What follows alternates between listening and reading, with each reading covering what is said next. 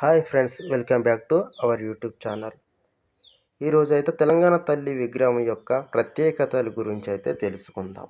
తెలంగాణ తల్లి విగ్రహం ఆకుపచ్చ చీరలో తెలంగాణ తల్లి నిలబడి ఉన్నట్లుగా తయారు చేయించింది రేవంత్ రెడ్డి సర్కార్. అయితే ఈ విగ్రహం ప్రత్యేకతల గురించి చెప్పుకుంటే, తెలంగాణ తల్లి ఎడమ చేతిలో వరి, మొక్కజొన్న, సజ్జ కంకులు ఉన్నాయి.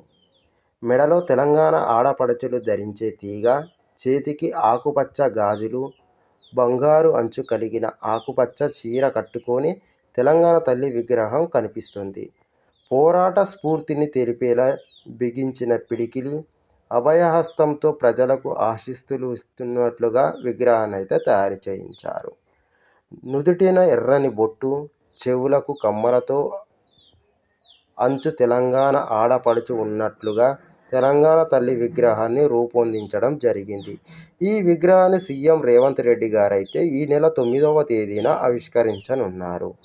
ప్రత్యేక రాష్ట్రంగా ఏర్పడిన తెలంగాణ సెక్రటేరియట్లో తెలంగాణ తల్లి విగ్రహం లేకపోవడం ఏమిటని విపక్షాలు విమర్శలు చేసినప్పుడు, సీఎం రేవంత్ రెడ్డి డిసెంబర్ 9లోగా తెలంగాణ తల్లి విగ్రహాన్ని ప్రతిష్ఠ చేస్తామని మాటిచ్చారు. ఇచ్చిన మాట ప్రకారమే డిసెంబర్ 9న తెలంగాణ తల్లి విగ్రహాన్ని ఆయన ఆవిష్కరించనున్నారు. ప్రజాపాలన విజయోత్సవ వేడుకలో భాగంగానే ఈ కార్యక్రమాన్ని ప్రభుత్వం అట్టహాసంగా నిర్వహిస్తుంది.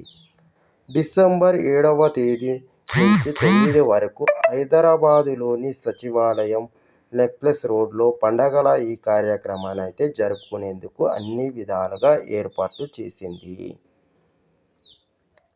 ఈ విగ్రహావిష్కరణ కార్యక్రమానికి ప్రతిపక్ష నేత కేసీఆర్తో పాటు కేంద్ర మంత్రులు కిషన్ రెడ్డి, బండి సంజయ్ని ఆహ్వానించనున్నారు.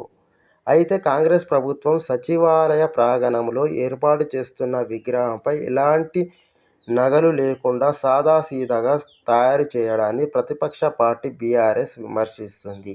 ఇది తెలంగాణ తల్లి విగ్రహం కాదని, సవతి తల్లి విగ్రహం అంటూ ఆ పార్టీ నేతలు ఇప్పటికే సంచలన విమర్శలు చేశారు. ఇలాంటి పరిస్థితుల్లో కేసీఆర్, బీఆర్ఎస్ నేతలు ఈ కార్యక్రమానికి హాజరవుతారా లేదా అనే సందేహాలైతే నెలకొంటున్నాయి. మొదటిసారి మన ఛానల్ చూస్తున్న వారు మన ఛానల్ని సబ్స్క్రైబ్ చేసుకోండి. అదేవిధంగా ఈ వీడియోని అయితే లైక్ చేయండి.